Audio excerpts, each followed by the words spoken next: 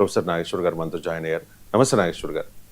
నమస్తే అండి. గత కొంతకాలంగా అడ్డు అదుపు లేకుండా తగ్గేదేలే అన్నట్లుగా బంగారం ధర పెరుగుతూ వెళుతోంది కదా సార్. అంటే ఆల్ టైమ్ హై 1,35,000 10 గ్రాములకు చేరిన ధర ప్రజెంట్ 1,21,000కు చేరింది. అంటే ఆల్ టైమ్ హై నుంచి 14,000 పడిపోయింది. ఒకానొక దశలో 1,35,000 కాదు 1,50,000 2,00,000 అనే అంచనాలు కూడా వచ్చాయి. కానీ ఇప్పుడు తగ్గుతోంది. కారణం ఏంటి సార్? బంగారం ధర తగ్గడానికి గల కారణాలు ఏంటి? అంటే బంగారం ధర తగ్గడానికి కారణాలు మనం చాలా విశ్లేషించాం. దానికన్నా ముఖ్యమైన క్వశ్చన్ ఏంటంటే, ఇదేమైనా లాంగ్ టర్మ్ ట్రెండా లేదా ఇది తాత్కాలిక పరిణామమా అనేది మనకు మరీ ముఖ్యం. కారణాలు చాలా ఇటీవలనే చాలా డీటెయిల్గా విశ్లేషించాం. ఎవరైనా చూసి ఉండాలి, చూడకపోతే చూడొచ్చు. సో దాదాపు 20-25 మినిట్స్ మాట్లాడాను ఎలా బంగారం ధరలు ఎందుకు తగ్గుతున్నాయని. సో దానికి కన్నా ముఖ్యమైనది ఏంటంటే, what does this trend mean? ఇదేమైనా తాత్కాలికమైన ట్రెండా? ఇది లాంగ్ టర్మ్లో కంటిన్యూ అవుతుందా? 2026లో ఏం జరుగుతుంది అనేది ఇప్పుడు మొత్తం మీకు మార్కెట్ సర్కిల్స్లో జరుగుతున్న అతిపెద్ద చర్చ. సో దీనికి రకరకాల విశ్లేషణలు వస్తున్నాయి. ముందు ఒక స్టాట్యుటరీ వార్నింగ్ లాంటిది, smoking is injurious to health, mutual fund investments are subject to market risk అని ఒక స్టాట్యుటరీ వార్నింగ్ లాగా. స్టాట్యుటరీ వార్నింగ్ ఏంటంటే, గోల్డ్ అనే ప్రైస్ అనేది అనేక ఫోర్సెస్ పనిచేస్తాయి, గ్లోబల్ ఫోర్సెస్, నేషనల్ పరిణామాలు. అందువల్ల very very very difficult to exactly predict. అందులో ఇప్పుడు గోల్డ్ మూమెంట్ అన్నేచురల్గా ఉంది. సో 1,35,000 కావడము, ఇప్పుడు మళ్ళీ లాస్ట్ 10 డేస్లోనే దాదాపు 8-12% పెరిగింది, పడిపోయింది. అంతకుముందు మంత్లో 16% పెరిగింది. ఒక్క మంత్లోనే 16% పెరిగింది. మీకు స్టాక్ మార్కెట్ సెన్సెక్స్ కానీ నిఫ్టీ కానీ తీసుకుంటే మీరు ఒక ఏడాదిలో 9%, 8% రేట్ ఆఫ్ రిటర్న్ ఉంటే, గోల్డ్ మీద 2025లోనే ఒక దశలో 57% రేట్ ఆఫ్ రిటర్న్. ఈవెన్ ఇప్పుడు తగ్గకముందు, ఈ లేటెస్ట్ ఫాల్ లేకముందు 57% rate of return in just 10 months period. So ఇంత ఊగా మీకు 1 ఇయర్లో 9% stock market rate of return ఉంటే, నేను I'm just quoting Forbes India figures, నేను ఎగ్జాక్ట్గా చెప్తున్నది ఫోర్బ్స్ ఇండియా ఇచ్చిన డేటా ప్రకారం సెన్సెక్స్, నిఫ్టీ అంటే national stock exchange, Bombay stock exchange, national stock ఎక్స్చేంజ్లో మీకు 9%, 8% రేట్ ఆఫ్ రిటర్న్ ఉంటే 1 ఇయర్లో, గోల్డ్ ఏడాదిలోనే 57% రేట్ ఆఫ్ రిటర్న్ ఇచ్చి, ఒక్క నెలలోనే 16% ఇచ్చి, ఇప్పుడు వారం 10 రోజుల్లో 8-12% ఫాల్ అయింది. ఎవరు చెప్పగలుగుతారు చెప్పండి? ఇంత అన్నేచురల్ మూమెంట్ గోల్డ్ ప్రైసెస్లో ఉంటే ఎవరైనా ఇలా జరుగుతుంది అని చెప్పగలుగుతామా అనేది క్వశ్చన్ మార్క్. సో ఇది ఫస్ట్ ఆఫ్ ఆల్గా మనకు అర్థం కావాల్సిన అంశం. అందువల్ల ఎవరు చెప్పినా వారి అనుభవాల నుంచి చెప్పడమే తప్ప ఖచ్చితమైన పరిణామంగా ఎవరము చెప్పలేము.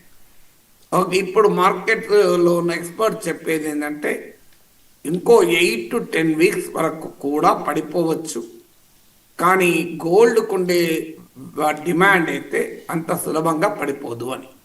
అందులో ఇండియాలో అయితే డబుల్ ధమాకా, డాలర్తో పోలిస్తే రూపీ పతనం అవుతోంది, దానివల్ల గోల్డ్ ప్రైస్ పెరుగుతుంది. అంతర్జాతీయ మార్కెట్లో కూడా గోల్డ్ ప్రైసెస్ పెరుగుతున్నాయి. ఇంత పెరిగినా డిమాండ్ ఏమైనా తగ్గుతుందా అంటే అది లేదు. ఈ ఫెస్టివ్ సీజన్లో మీరు తీసుకుంటే ఆగస్ట్ మంత్లో, I'm again coating Forbes India figures, August మంత్లో $5.44 billion విలువైనటువంటి గోల్డ్ ఇండియా ఇంపోర్ట్ చేసుకుంది. ఇప్పుడు ఇది $9.6 billion చేరుకుంది సెప్టెంబర్ మాసంలో అనేది లెక్కలు. అంటే ఇంత భారీగా పెరిగిన సమయంలో కూడా గోల్డ్కి డిమాండ్ తగ్గడం లేదంటే కారణం ఫెస్టివ్ సీజనే కాదు, ఇంకా పెరుగుతుంది. ఇప్పుడు మీరు మొదట్లో అన్నారే 1,50,000 అవుతుంది, 2,00,000 అవుతుంది అనేటువంటి ఎక్స్పెక్టేషను ఒక కారణం. ఎందుకంటే ఇన్వెస్టర్స్ 2 రకాలుగా ఉంటారు. ఒకరేమో పెరిగే మార్కెట్లో ఇన్వెస్ట్ చేస్తారు, ఇంకోరేమో కాంట్రేరియన్ ఇన్వెస్టర్ అంటారు, వారెన్ బఫెట్ స్టైల్ అది. కాంట్రేరియన్ ఇన్వెస్టర్ ఏమో when the price is low they invest, when the price is high they sell. So అందువల్ల రెండు రకాల ఫోర్సెస్ గోల్డ్ పైన పనిచేస్తాయి. ఇప్పుడు మరి ఎందుకు ఈ రకంగా పెరుగుతుంది అన్నదానికి మనం ఇండికేషన్ తీసుకుంటే ముఖ్యమైన కారణం డీడాలరైజేషన్ అనే పరిణామం. డీడాలరైజేషన్ రేపు పొద్దున కాకపోవచ్చు, అది ఎన్నేళ్ళు పడుతుందని ఎవరమూ చెప్పలేము. ఇప్పటికీ ఇంటర్నేషనల్ ట్రేడ్ పైన, గ్లోబల్ ఫారిన్ ఎక్స్చేంజ్ రిజర్వ్స్ పైన, ఇంటర్నేషనల్ ఇన్వెస్ట్మెంట్ ప్యాటర్న్స్ పైన డాలర్కు తిరుగులేని ఆధిపత్యం ఉన్నప్పటికీ still a trend is towards distancing from dollar. అంటే డీడాలరైజేషన్ అనేది పెద్ద పదమే కావచ్చు, కానీ టువర్డ్స్ డీడాలరైజేషన్ అయితే ట్రెండ్ ఉంది. దానికి కారణం ఏంటో మీకు క్లాసిక్ ఎగ్జాంపుల్ తీసుకుంటే, ఎమర్జింగ్ మార్కెట్స్ అంటే ఇండియా, బ్రెజిల్, సౌత్ ఆఫ్రికా, వీటిని ఎమర్జింగ్ మార్కెట్స్ అంటారు. ఎమర్జింగ్ మార్కెట్ సెంట్రల్ బ్యాంక్స్ అంటే మన రిజర్వ్ బ్యాంక్ ఆఫ్ ఇండియా లాంటి బ్యాంకులు సెంట్రల్ బ్యాంక్స్ అంటారు. వాళ్ళు foreign exchange reserves custodians. Foreign exchange reserves అంటే డాలర్ కావచ్చు, యూరో కావచ్చు, యువాన్ కావచ్చు, గోల్డ్ కావచ్చు, వీటన్నిటిని కలిపి ఫారిన్ ఎక్స్చేంజ్ రిజర్వ్స్ అంటారు, విదేశీ మారక ద్రవ్య నిల్వలు అని.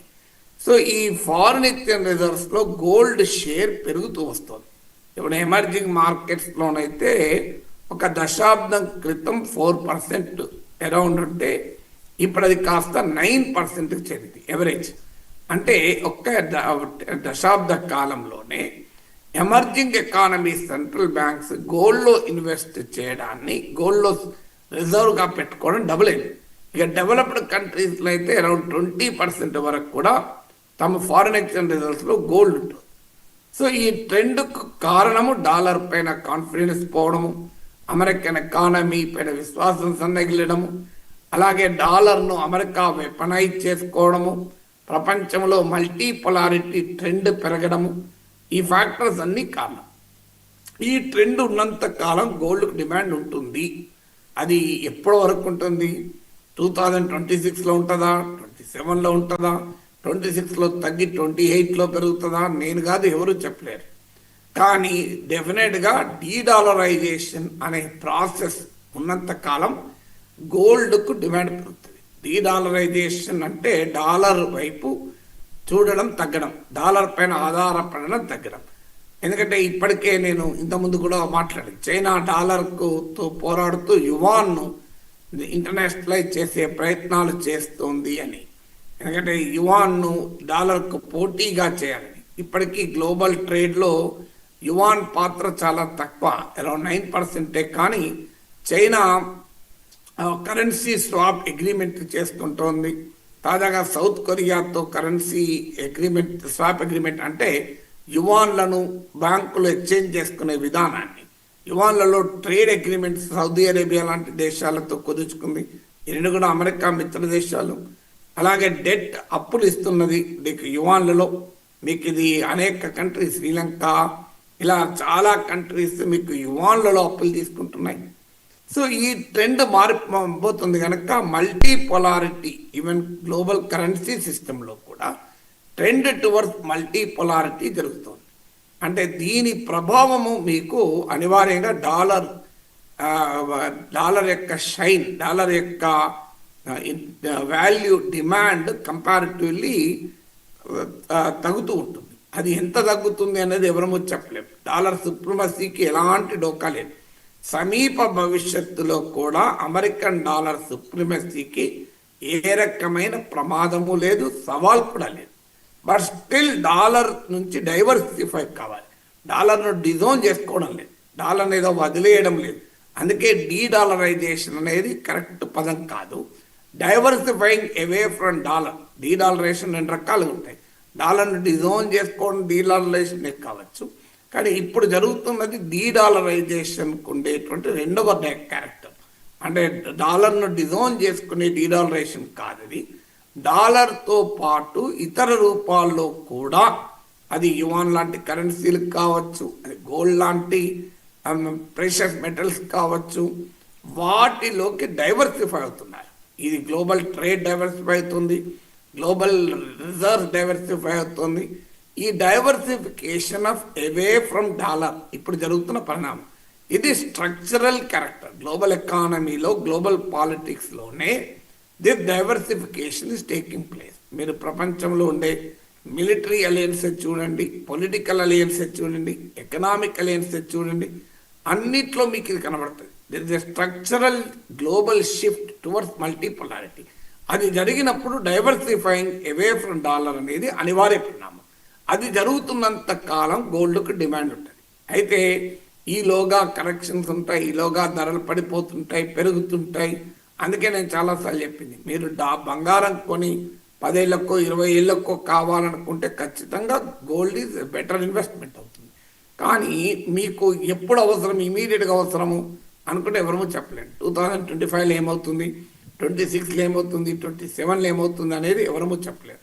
కానీ 2025లో నేను గోల్డ్ కొంటాను, 2035కు నాకు అవసరం ఉండొచ్చు అనుకున్నాను అనుకోండి, మీకు అనుమానం లేదు, గోల్డ్ ఖచ్చితంగా ఏదో సమయంలో పెరుగుతుంది. ఎందుకంటే the structural shift of economy and polity is diversifying from dollar కనుక. సో ఈ ట్రెండ్ మనం అర్థం చేసుకుంటే మీకు అనివార్యంగా గోల్డ్కి ఎందుకు డిమాండ్ పెరుగుతుందని అర్థమవుతుంది. ఇక జియో పొలిటికల్ టెన్షన్స్ ఉన్నప్పుడు, జియో ఎకనామిక్ ప్రెషర్స్ ఉన్నప్పుడు, ఇన్ఫ్లేషన్ ఫియర్స్ ఎక్కువ ఉన్నప్పుడు, అమెరికాలో వడ్డీ రేట్లు తక్కువ ఉన్నప్పుడు, ఇలాంటి అనేక సందర్భాల్లో గోల్డ్కు డిమాండ్ పెరుగుతూ ఉంటుంది. సో అవి ఎకానమీలో మార్పులు చేర్పులు జరుగుతూ ఉంటాయి. కానీ ఇప్పుడు ప్రజెంట్గా గోల్డ్ డిమాండ్ డిసైడ్ చేస్తున్నది డాలర్కు ఉండేటువంటి విలువ. అందువల్ల డెఫినెట్గా లాంగ్ టర్మ్ వ్యూలో చూస్తే gold still remains attractive. Short టర్మ్లో ఏం జరుగుతుంది, మీడియం టర్మ్లో ఏం జరుగుతుంది అన్నది ఎవరమో చెప్పలేము. Right sir.